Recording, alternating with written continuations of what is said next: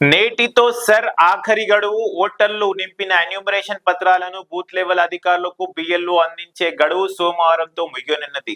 ఆ పత్రాల సమర్పణ గడువును ఇప్పటికే 2 సార్లు పొడిగించామని, ఇక పొడిగించేది యోచన లేదని ప్రధాన ఎన్నికల అధికారి కార్యాలయ వర్గాలు తేల్చి చెప్పాయి.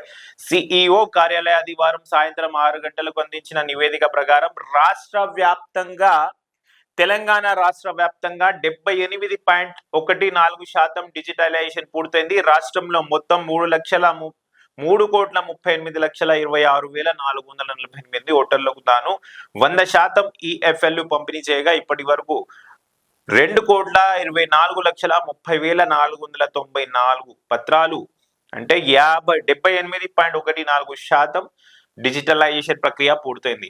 యాదాద్రి భువనగిరి జిల్లా 94.30% డిజిటలైజేషన్ రాష్ట్రంలోనే అగ్రస్థానంలో నిలిచింది. జనగామ 91.69, సూర్యాపేట్ 90.43, మెదక్ 90.54, మహబూబ్ నగర్ 90.07 జిల్లాలు తర్వాత స్థానాల్లో ఉన్నాయి. హైదరాబాద్ జిల్లా డిజిటలైజేషన్ అత్యంత కనిష్టంగా 58.58% పూర్తయిందంట.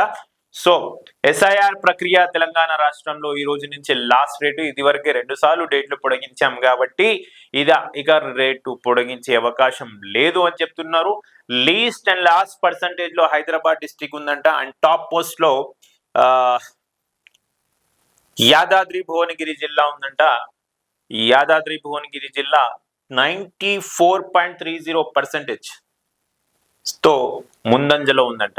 సో ఎస్ఐఆర్ ఫామ్స్ ఇప్పటి వరకు ఎవరైతే సబ్మిట్ చేయలేదు, ఈ రోజు ఆఖరి తేదీ కాబట్టి ఈ రోజు అందరూ సబ్మిట్ చేయాలని J24 న్యూస్ మీకు సవినయంగా కోరుకుంటుంది.